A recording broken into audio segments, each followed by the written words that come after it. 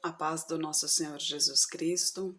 Eu sou Veridiana Costa e estamos aqui hoje para mais um dia de leitura. Senhor Deus e Pai, glorificado e exaltado és o teu santo nome. Muito obrigada, Pai, por mais um dia de vida. Agradeço por sua bênção, por sua proteção. Muito obrigada, Senhor, pelos teus livramentos, Pai. Por favor, nos abençoe, Senhor, nesta leitura. Que cada palavra sua seja ensinamento em nossas mentes e em nossos corações, nos inspire e nos direcione sempre a Ti, em nome de Jesus. Lembrando que já estamos no Novo Testamento e estamos lendo o Evangelho segundo Mateus. Hoje a gente vai ver o capítulo 5, né? Vendo as multidões, Jesus subiu ao monte e se assentou. Seus discípulos aproximaram-se dele, e ele começou a ensiná-los, dizendo: Bem-aventurados os pobres em espírito, pois deles é o reino dos céus. Bem-aventurados os que choram, pois serão consolados. Bem-aventurados humildes, pois eles receberão a terra por herança. Bem-aventurados os que têm fome e sede de justiça, pois serão satisfeitos. Bem-aventurados os misericordiosos, pois obterão misericórdia. Bem-aventurados os puros de coração, pois verão a Deus. Bem-aventurados os pacificadores, pois serão chamados filhos de Deus. Bem-aventurados os perseguidos por causa da justiça, pois deles é o reino dos céus. Bem-aventurados serão vocês quando, por minha causa, os insultarem, perseguirem e levantarem todo tipo de calúnia contra vocês. Alegrem-se e regozijem-se, porque grande é a recompensa de vocês nos céus, pois da mesma forma perseguiram os profetas que viveram antes de vocês. Vocês são o sal da terra, mas se o sal perder o seu sabor, como restaurá-lo? Não servirá para nada, exceto para ser jogado fora e pisado pelos homens. Vocês são a luz do mundo. Não se pode esconder uma cidade construída sobre um monte, e também ninguém acende uma candeia e a coloca debaixo de uma vasilha. Pelo contrário, coloca num lugar apropriado e assim ilumina a todos os que estão na casa. Assim, brilha a luz de vocês diante dos homens, para que vejam as suas boas obras e glorifiquem ao Pai de vocês que está nos céus.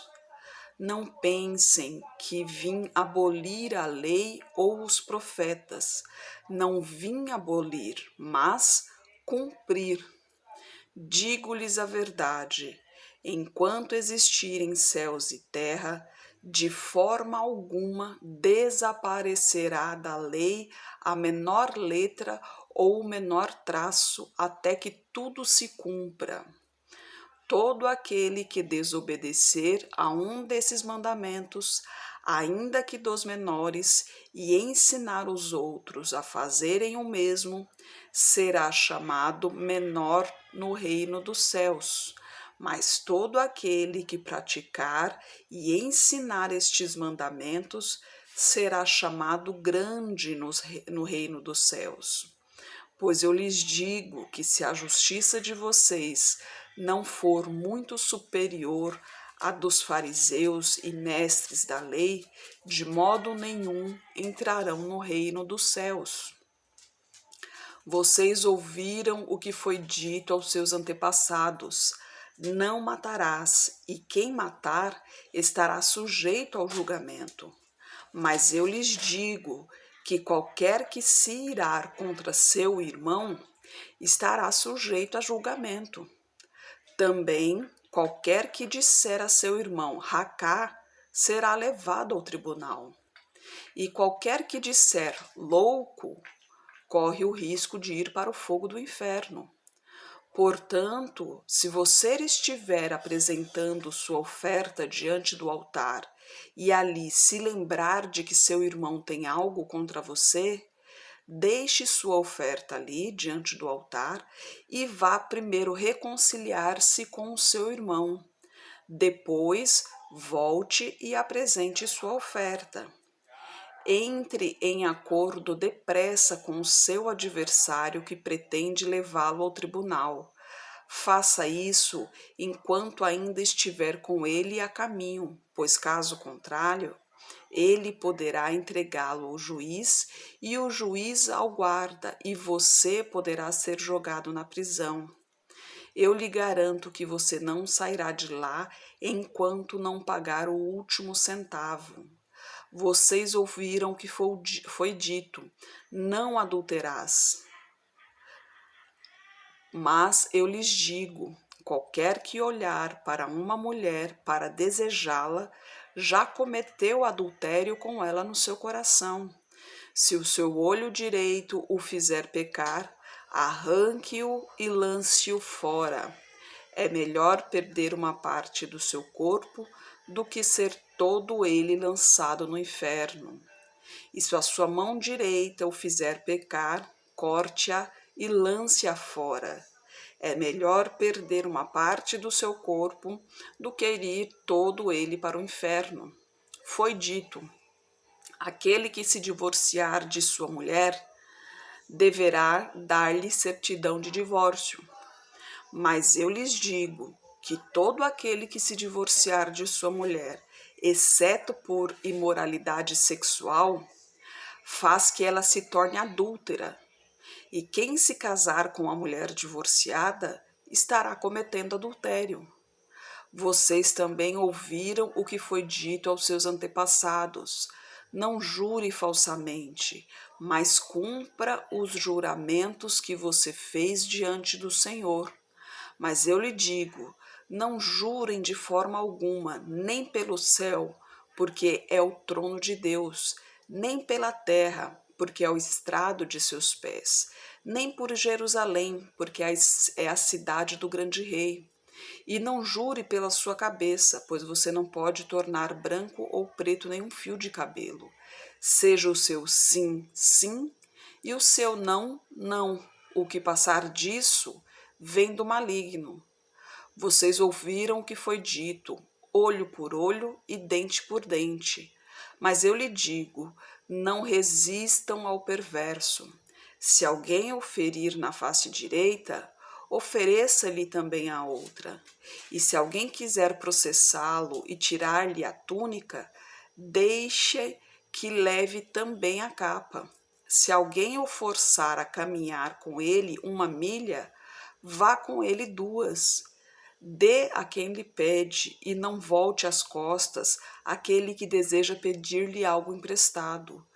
Vocês ouviram o que foi dito: ame o seu próximo e odeie o seu inimigo. Mas eu lhes digo: amem os seus inimigos e orem por aqueles que os perseguem, para que vocês venham a ser filhos de seu Pai que está nos céus, porque ele faz raiar o seu sol sobre maus e bons e derrama chuva sobre os justos e injustos.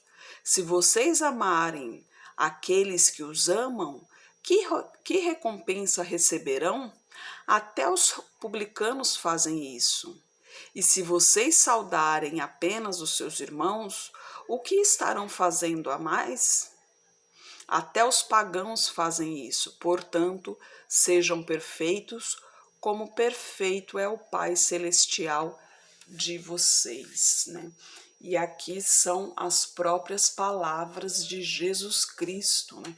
Jesus Cristo ensinando ali a multidão, e o que ele deixa claro ali, né? Ele não veio para abolir a lei, pelo contrário, ele veio para cumprir, e ele enfatiza ali todas as leis, né? Ele explica de uma maneira mais popular, para que as pessoas entendam melhor o que quer dizer os mandamentos. E outra coisa muito interessante que ele deixa bem claro ali é que os mandamentos são todos os mandamentos têm que ser obedecidos, né? Todos os mandamentos são para ser obedecidos. Muito se fala em questão de sábado, por exemplo. Sábado é um mandamento, né? Não tem como modificar isso. Tem muita discussão entre sábado e domingo. A Bíblia é clara sobre isso, né? Nos 10 mandamentos diz lá o quarto mandamento: guardai o sábado, santificai-o, né? Deus santificou o sábado para ele. Ele não mudou, em nenhuma parte da Bíblia faz menção sobre o domingo. O único momento que faz menção sobre o domingo é no caso da ressurreição de Cristo, que foi feito no primeiro dia da semana. Somente isso que faz menção sobre o primeiro dia da semana. Então, fala sobre os mandamentos, todos eles, sem exceção, têm que ser cumpridos, né? E outras leis mais, né? Como, por exemplo, o divórcio, fala sobre o divórcio. E algo muito interessante que me chamou bastante atenção aqui é referente aos inimigos, né? Jesus fala, Jesus ensina, ama os seus inimigos e ore por eles, né? É algo difícil, né? Porque a gente já conversou sobre isso esses dias, né? É difícil você amar a quem te machuca, a quem te feriu, a quem te fez tanto mal. Mas lembre-se que o que está ligado aqui na terra está ligado no céu. Então, se você não perdoa aqui na terra, o Pai também não te perdoa. Se você tem algo em seu coração contra alguém, esse algo faz mal para si mesma, né? Não vai fazer mal para aquela pessoa. O que aquela pessoa fez de mal, né? As maldades que ela cometeu, vai ser o pagamento dela, o julgamento dela será entre ela e Deus. Deus é quem julgará. A palavra de Deus diz: não julgueis para não ser julgados, né? Nós não temos capacidade para julgar, porque nós também somos pecadores, né? Mas Deus diz claramente que, inclusive fala sobre os sacrifícios aqui, né? Naquele tempo, os sacrifícios eram feitos com animais, né? Que os animais eram feitos, o sacrifício da carne era feito nas igrejas, nas sinagogas, aliás, e aquela carne, depois de santificada, de purificada, depois do sacrifício, ela era servida de alimento para os levitas, né? Os levitas era o povo separado para cuidar somente do tabernáculo, né? Somente da sinagoga, somente do trabalho das coisas do Senhor, né? Eles somente trabalhavam para o Senhor. Eles não tinham salários, né? Eles trabalhavam somente para o Senhor, né? Eles cuidavam de tudo, da casa de Deus, de acender as luzes, de manter tudo limpo, do fogo santo, de todo o ritual. Eles que cuidavam de tudo. Inclusive, eles tinham todo um procedimento, até mesmo, por exemplo, em relação a relacionamentos, por exemplo, né, com mulheres, a união entre homem e mulher, por exemplo, não podia casar com viúva, coisas do tipo assim, eu não me recordo muito bem, mas tinha todo um procedimento exatamente para isso. E isso foi dado por Deus, né? Eles tinham que seguir essas regras e se manter firme sempre ali. Era separado para andar era separado para trabalhos do Senhor. Então esses sacrifícios ficavam para a família. E Deus deixa claro ali. E hoje, para ter um exemplo sobre isso, é quando a gente participa da Santa Ceia, né? Quando a gente vai, né, que a gente vai participar da Santa Ceia, a palavra de Deus diz que examine-se, né? Então, para que você olhe dentro do seu próprio coração, se você tem algo ali dentro que não o deixe, que não o purifique ali, que não para participar da Santa Ceia.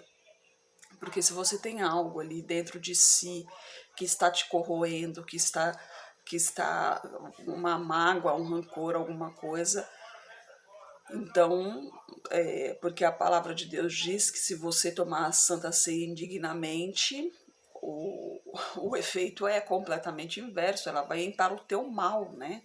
E o mal de Deus, a ira de Deus, sabe que realmente é muito forte. Então, a Santa Ceia ela pode vir para o teu mal se você não tiver propriamente preparada para a Santa Ceia, preparado para a Santa Ceia. Então, uma coisa interessante que fala sobre isso. Aí é geral, né? Só os inimigos, né? Aí, no caso de rancores e tal, muito principalmente referente a famílias, né? Às vezes, muitas vezes há discussões entre as famílias, né? Hoje em dia, principalmente, a gente vê que a família é cada vez mais separada, é cada vez mais distante um do outro, né? Acontecem muitas contendas, né? Entre as famílias, em geral, você não vê o convívio, você não vê proximidade. Quando uma pessoa da família não está bem, seja em que âmbito for, você não vê outro da família se preocupando, né? Ligando para saber como que tá, se precisa de alguma coisa e tal. Hoje a gente percebe que essa união é rara, né? É rara ter essa união. E Deus fala que sobre a família, né? Porque a partir do momento que você sai da sua casa, que deixa o seu pai e sua mãe, a sua família, você constitui a sua família. Sim, você constitui, tem seu esposo, tem seus filhos. E a partir dali, todos são famílias, cada um tem que se preocupar com cada um ali, com todos ali. Mas a sua parentela continua sendo seus parentes. Lembre-se de Jacó, por exemplo, quando ele saiu, né, que ele saiu com medo de Esaú, porque ele tramou ali com a mãe dele para tomar a primogenitura de Esaú, porque Esaú, sem entender o significado da primogenitura, vendeu a primogenitura, né, por um prato de guisado.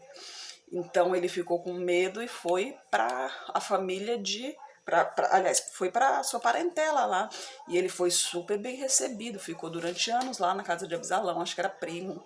Ficou muitos anos lá, foi super bem recebido, inclusive casou com as suas filhas e tal. Acabou sendo enrolado no primeiro casamento, porque ele queria a mais nova e acabou. E primeiro caso, o pai fez com que ele casasse com a mais velha. Mas a questão é essa, que a família tem que estar ali para acolher, né, quando se precisa.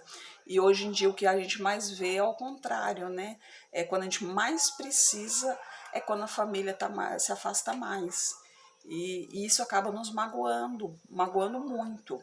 Mas a gente não pode deixar que essa mágoa nos interfira na nossa comunhão com Deus. Então, se você tem essa mágoa, procure esse seu familiar e converse. Fala, olha, aconteceu isso, isso, me magoou muito. Converse, desabafe e libere o perdão. Cada um tem um jeito de ser, nem todo mundo é obrigado a ser bondoso, né? Nem todo mundo é obrigado a ajudar. Infelizmente é assim. Então a gente não pode fazer nada, né? Mas o que a gente pode fazer é liberar o perdão. Isso a gente pode.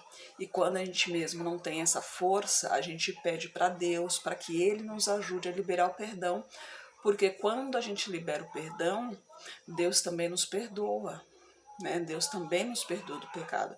Ele nos perdoando do pecado é mais um passinho, né? Mais um passinho próximo para entrar no paraíso. Então, e os seus inimigos, aqueles que realmente te querem derrubar, aqueles que realmente estão fazendo de tudo para que você caia, aquele que o demônio está ali do lado dele realmente para te derrubar, repreenda esse inimigo, tá? Repreenda esse inimigo, em nome de Jesus, repreenda esse inimigo. E não fique com raiva dessa pessoa, não fique com ódio. Pelo contrário, ore para que Deus ilumine esse coração, para que Deus amoleça esse coração, para que Deus repreenda esse demônio que está junto dele, para que transforme a vida dessa pessoa e essa pessoa possa achar o caminho verdadeiro e assim se voltar para Deus, assim conhecer o caminho da luz. Porque lembre-se de uma coisa, quando a pessoa, muitas vezes as pessoas têm inveja, e não é inveja do que você tem, porque na maioria das vezes a gente não tem nada. Porque, aliás, na maioria das vezes não, a gente nunca tem nada. porque nada desse mundo nos pertence, né? Tudo vai ficar aí, tudo isso aqui vai ser destruído um dia. Mas lembre-se, a luz expulsa as trevas. As trevas têm medo da luz, as trevas não querem que a luz chegue, porque a luz chegando, as trevas são obrigadas a saírem. Então, essa é a inveja da luz que emana de Deus. Então, se mantenha firme, não permita que essa luz apague, não permita que essa luz diminua um pouquinho sequer, tá? Não permita que não dê brecha para que o demônio se aproxime de você, porque essa mágoa no coração é uma brecha para que ele te tente, para que ele se aproxime de você, para que ele tente te afastar da presença do Senhor. Ele vai querendo te afastar, depois vai querendo minar a tua fé, acabar com a tua fé. E sem fé não há Deus. Então se mantenha firme, tá? Porque lembre-se que para Deus basta a fé do tamanho de um grão de mostarda, que já é o suficiente para mover montanhas. Então sempre se mantenha no caminho do Senhor, tá bom? Senhor Deus e Pai, glorificado e exaltado és o teu santo nome. Muito obrigada, Pai, por tuas palavras, por tuas mensagens, Senhor. Eu peço a Ti que esteja com essa pessoa que está orando comigo, Pai. Manifeste o teu poder na vida dela, Senhor. Toque nesse coração, Pai. Fortaleça-o na tua presença, Senhor. Encha-o com a tua unção, Senhor. Encha-o com a tua glória, Pai. Em nome de Jesus, Senhor. Toque em sua saúde, toque em suas finanças, toque em seu emocional, toque em seu lar, Pai. Peço a Ti por toda a minha parentela, por toda a parentela de meu esposo. Derrama a Tua unção sobre cada um deles, Pai. Manifesta o Teu poder na vida de cada um, Senhor. Proteja-os de todo o mal, Pai. Peço a Ti pelos nossos governantes, pelas nossas autoridades, que os Teus anjos estejam guiando cada um deles de acordo com a Tua vontade, Pai. Peço pelos Teus filhos, Pai. Necessitamos de Tua presença, Pai. Necessitamos de Tua sabedoria e de Teu discernimento, Pai. Por favor, nos capacite cada vez mais para o Teu Evangelho, Senhor. É o que eu oro em nome de Jesus. Amém. Que Jesus Cristo esteja em seu coração e que Deus abençoe.